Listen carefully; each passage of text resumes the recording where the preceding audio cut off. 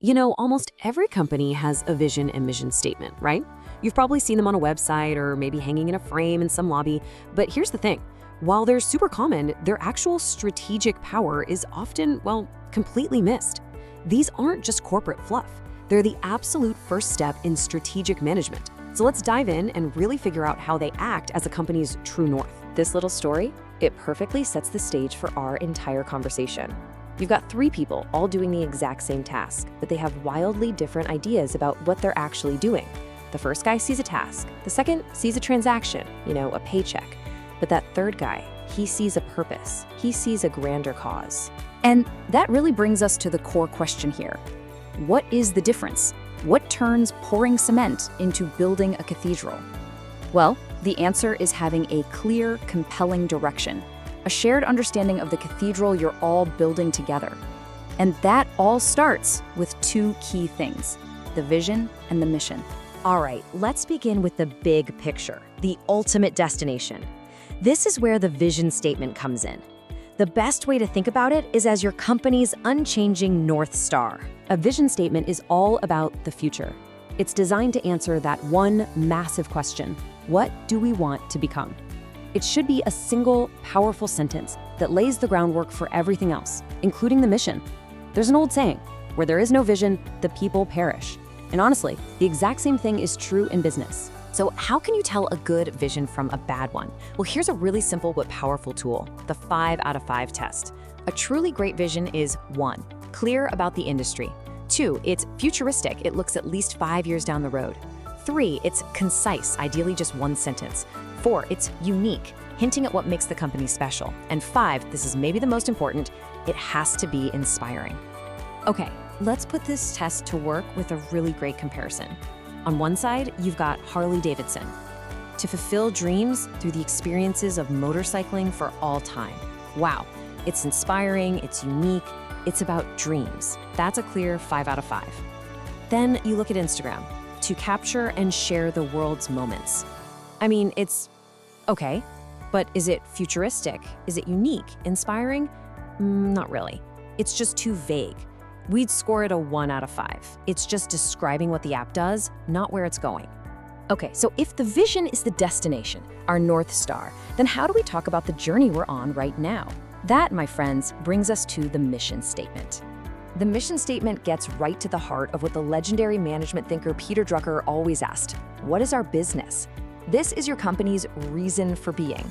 It isn't about the future, it's about your purpose in the present.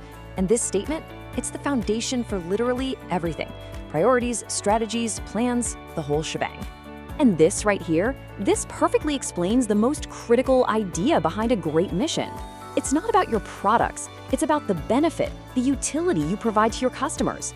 Verizon isn't in the telephone business, right? They're in the communication business. A great mission focuses on the feeling, the solution. You're not selling shoes, you're selling comfort. Thinking this way is a total game changer. So, how do you actually write one of these things? Well, it's not just about pulling some inspiring words out of thin air.